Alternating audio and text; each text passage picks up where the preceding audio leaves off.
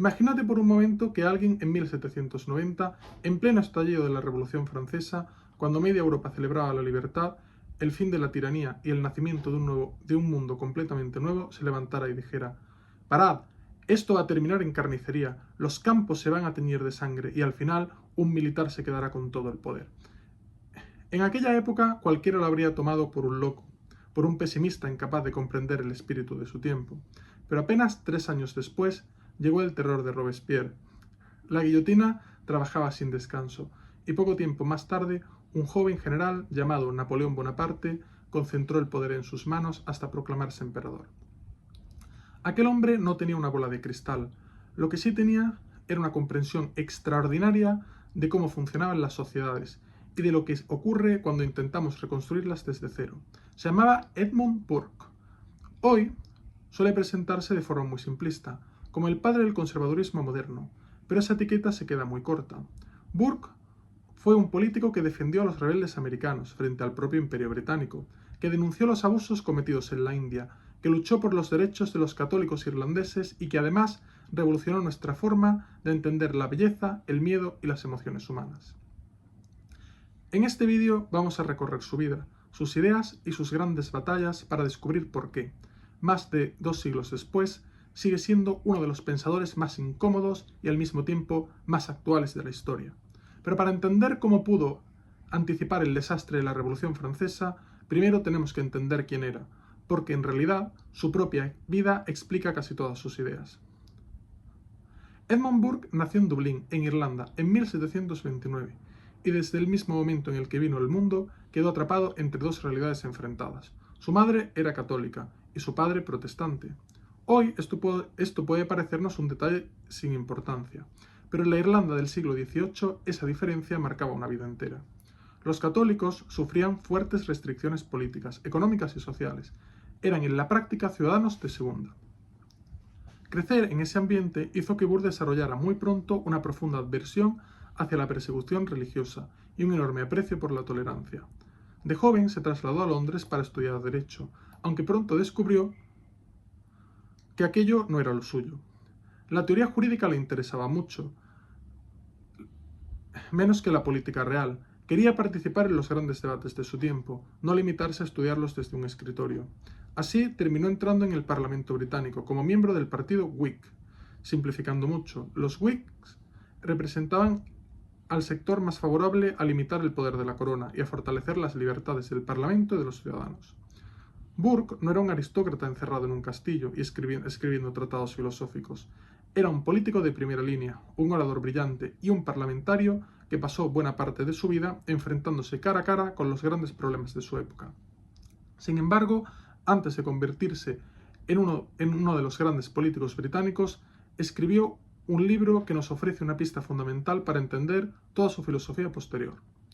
Apenas superaban los 20 años de edad cuando publicó una obra dedicada a una pregunta aparentemente sencilla. ¿Por qué algunas cosas nos parecen bellas y otras nos fascinan precisamente porque nos producen miedo? Burke sostenía que nuestras emociones estéticas nacen de dos experiencias completamente distintas. Por un lado está lo bello, aquello que resulta armonioso, delicado, proporcionado, como un jardín perfectamente cuidado o una melodía tranquila que invita al descanso. Pero existe otra experiencia completamente diferente, lo sublime. Lo sublime es una montaña gigantesca, un océano embravecido, una tormenta que oscurece el cielo, un abismo que nos obliga a asomarnos aunque nos dé vértigo. No es agradable en el sentido tradicional, produce miedo, respeto, incluso una cierta angustia, y sin embargo no podemos apartar la mirada. Burke llamó a esta sensación un auténtico terror delicioso. Puede parecer una reflexión puramente artística, pero en realidad escondía una intuición mucho más profunda. Burke comprendió que los seres humanos no tomamos nuestras decisiones únicamente mediante la razón. No somos máquinas que calculan cada paso de manera fría y lógica. Nos mueven las emociones, las pasiones, los hábitos, el asombro y ese profundo respeto que sentimos ante aquello que nos supera. Y esa idea terminaría convirtiéndose en el corazón de toda su filosofía política. Esa comprensión de la naturaleza humana fue precisamente la que Burke aplicó pocos años después en su obra más famosa, Reflexiones sobre la Revolución en Francia, publicada en 1790.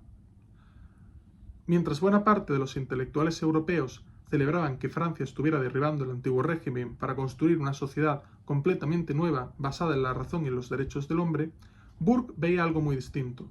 Donde muchos veían libertad, él veía un enorme riesgo. Y no porque defendiera los abusos de la monarquía o creyera que todo debía permanecer igual, para siempre. Ese es uno de los grandes malentendidos sobre Burke. Lo que le preocupaba era otra cosa.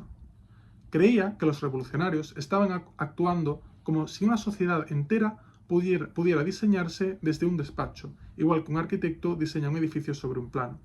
Para Burke aquello era un error monumental, porque una sociedad no es una máquina que puedas desmontar pieza por pieza y volver a montarla siguiendo un manual de instrucciones. Una sociedad se parece mucho más a un árbol. Crece lentamente, echa raíces, se adapta al terreno. Algunas ramas se secan y otras nuevas aparecen, pero todo forma parte del mismo organismo.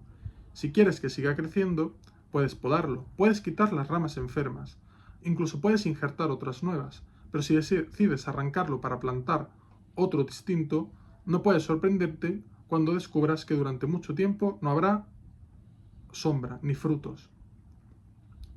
A partir de esa idea, Burke formuló una de sus metáforas más famosas. Decía que la sociedad es un contrato, pero no un contrato cualquiera, ya que no se trata simplemente de un acuerdo entre las personas que viven hoy y que mañana pueden romperlo si cambian de opinión, sino que es un pacto mucho más profundo. Un pacto entre quienes ya murieron, entre quienes vivimos ahora y entre quienes todavía no han nacido. Dicho de otra manera, heredamos un mundo que no hemos construido nosotros y tenemos la responsabilidad de entregarlo, mejorado si es posible, a quienes vendrán después.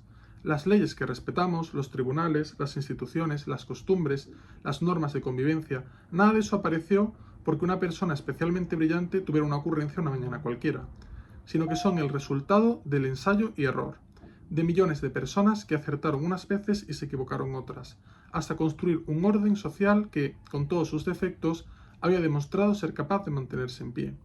Para Burke, destruir todo ese legado de un plumazo no era un acto de valentía, sino un acto de arrogancia.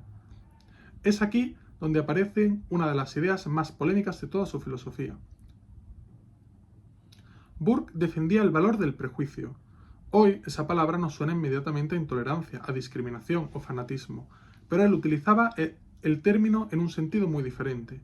Para Burke, un prejuicio era literalmente un juicio previo, una conclusión heredada de la experiencia colectiva antes incluso de que tengamos tiempo de razonar cada situación desde cero. Pongamos un ejemplo muy sencillo. Imagina que vas caminando por la calle y ves un cable pelado soltando chispas. No te detienes a calcular el voltaje, no buscas un tratado de física, no haces un experimento, simplemente lo esquivas. Actúas de inmediato, porque generaciones enteras ya aprendieron, muchas veces de la peor forma posible, que tocar un cable eléctrico puede matarte. Burke pensaba que muchas costumbres sociales funcionan exactamente igual, no porque sean perfectas, ni porque sean sagradas, sino porque suelen contener una enorme cantidad de experiencia acumulada. Digamos, son atajos que la historia nos ha dejado para convivir sin tener que empezar desde cero cada mañana. Por eso desconfiaba profundamente de quienes aseguraban haber descubierto, mediante la pura razón, el sistema político perfecto. Porque la inteligencia de un individuo, por brillante que sea, siempre será mucho más limitada que la experiencia acumulada de generaciones enteras. Y aquí llegamos al auténtico núcleo de su crítica a la Revolución Francesa. Burke pensaba que, cuando un grupo de personas decide destruir de golpe las instituciones, las costumbres y las normas que han mantenido unida una sociedad durante siglos, ocurre algo muy peligroso. Lo primero que ocurre es que desaparece el orden. Lo segundo es que llega el miedo. Y lo tercero es que cuando el miedo finalmente se instala, la gente empieza a aceptar cualquier autoridad que prometa devolver la estabilidad. Incluso aunque esa autoridad termine siendo mucho más opresiva que aquello que pretendía destruir. Ese era el camino que Burke creyó ver en Francia, y con el tiempo los acontecimientos parecieron darle parcialmente la razón, ya que la revolución desembocó en el terror, en el que miles de personas fueron ejecutadas y finalmente el país terminó bajo el liderazgo de un militar extraordinariamente brillante, Napoleón Bonaparte. Obviamente, Burke no predijo el nombre de Napoleón, pero lo que se anticipó fue algo mucho más importante, y fue que una revolución impulsada por ideales abstractos podía acabar abriendo la puerta a un poder mucho más autoritario del que pretendía reemplazar. Lo que quiere decir es decir que la revolución acaba devorando a sus hijos.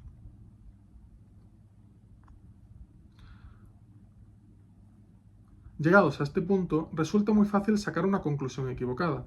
Si Burke defendía las tradiciones, desconfiaba de las revoluciones y criticaba con tanta dureza lo ocurrido en Francia, lo lógico sería pensar que era un reaccionario empeñado en conservar cualquier sistema antiguo, por injusto que fuese.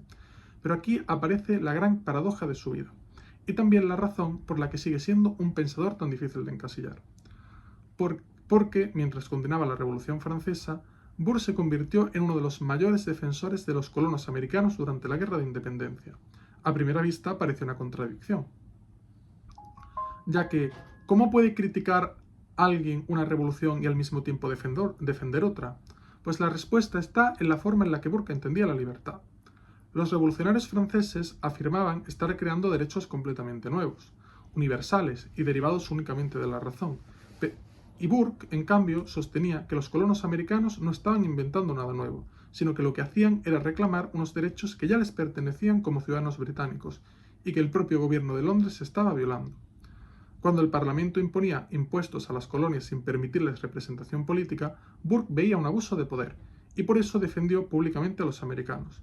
No porque creyera que toda revolución fuera buena, sino porque pensaba que en ese caso eran las propias instituciones británicas las que estaban traicionando su propia tradición política.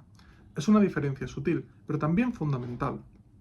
Burke no defendía una revolución para construir un mundo nuevo, defendía una resistencia destinada a conservar unas libertades históricas que estaban siendo destruidas, y su compromiso con la justicia no terminó en América. De hecho, protagonizó uno de los enfrentamientos más importantes de toda su carrera. Durante 7 largos años lideró el proceso de impeachment contra Warren Hastings, gobernador general de la India británica. Burke acusó públicamente a uno de los hombres más poderosos del Imperio británico de corrupción, abusos y de gobernar mediante la violencia, y el desprecio hacia las poblaciones locales. Imagina lo que significaba hacer algo así en pleno siglo XVIII. Estaba denunciando los excesos del Imperio británico al que él mismo pertenecía.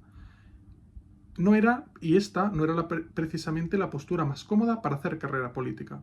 Burke sostenía que gobernar a otro pueblo implicaba una enorme responsabilidad moral, ya que el poder, para él, no era un privilegio, era un fideicomiso, es decir, una obligación, y si un gobernante utilizaba ese poder para enriquecerse, humillar a la población o destruir sus instituciones simplemente porque disponía de un ejército más fuerte, perdía toda legitimidad moral. Dicho de otra manera, para Burke, el Imperio británico no podía actuar como un simple saqueador.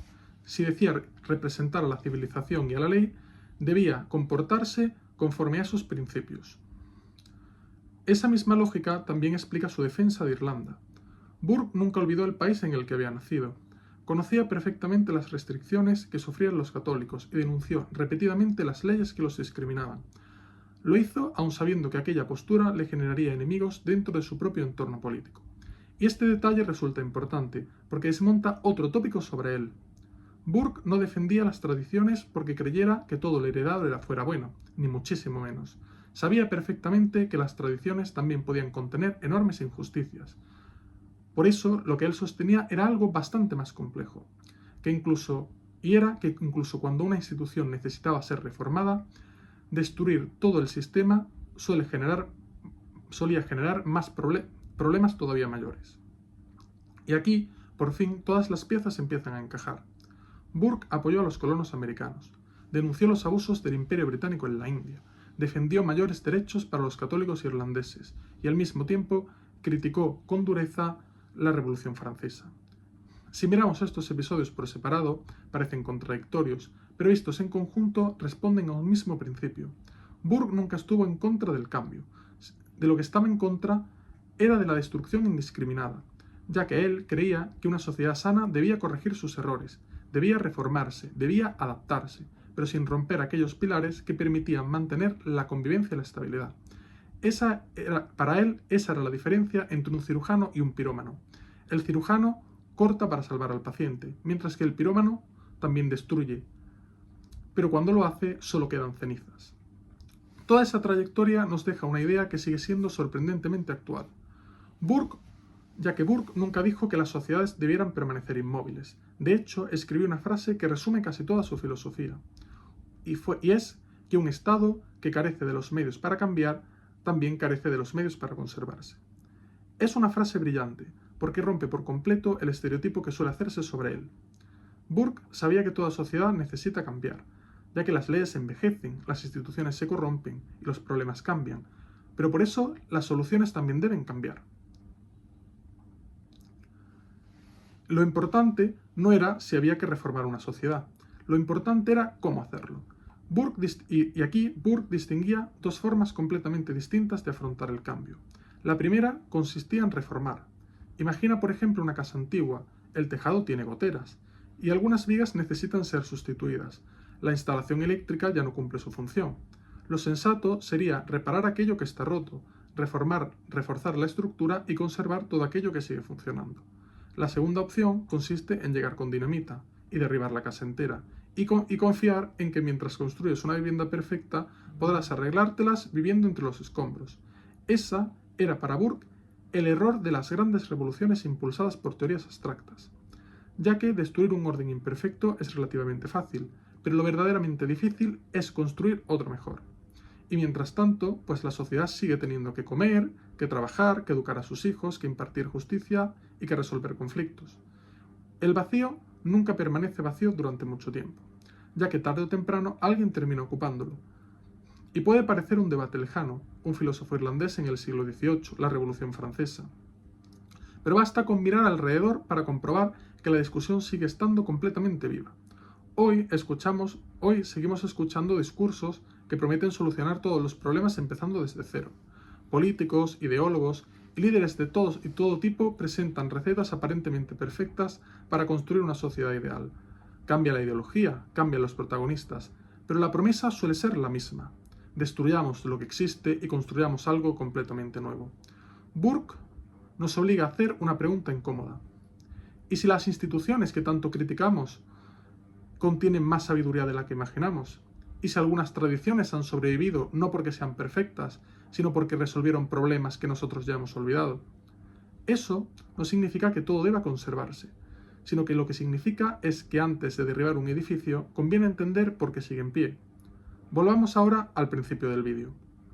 Aquel hombre que en 1790 parecía el único incapaz de compartir el entusiasmo general por la Revolución Francesa. Muchos creyeron que era un pesimista, otros pensaron que simplemente tenía miedo al cambio, pero quizás ocurría algo distinto. Burke había comprendido una verdad que la historia volvería a repetir muchas veces, que destruir un sistema puede hacerse en cuestión de semanas, pero construir uno nuevo puede llevar generaciones, y que entre una cosa y otra suele aparecer el miedo, la violencia y personas dispuestas a concentrar un poder inmenso con la promesa de devolver el orden. Burke no podía ver el futuro, pero lo que sí entendía era la naturaleza humana. Entendía que las sociedades son organismos extraordinariamente complejos y que la prudencia no nace del miedo, sino que a veces nace del respeto hacia todo aquello que millones de personas construyeron antes que nosotros. Quizás por eso siga siendo un autor tan incómodo, porque no ofrece soluciones fáciles, sino que nos obliga a desconfiar de los fanáticos, incluso cuando hablan en nombre del progreso, y también de quienes utilizan la tradición como una excusa para no cambiar nunca nada. Su verdadero mensaje no fue elegir entre el pasado o el futuro, fue recordar que una sociedad solo puede avanzar de forma duradera cuando sabe distinguir qué merece ser transformado y qué merece ser conservado. Y ahora me gustaría conocer tu opinión. ¿Crees que Burke tenía razón al defender que las sociedades deben reformarse poco a poco? ¿O piensas que hay momentos en los que un sistema está tan deteriorado que solo una ruptura completa puede abrir la puerta a algo mejor? Te leo en comentarios. Si te ha gustado este recorrido por uno de los pensadores más fascinantes y malinterpretados de la historia, deja un like y suscríbete al canal, porque todavía nos quedan muchos autores por descubrir. Nos vemos en el próximo vídeo. Chao, chao.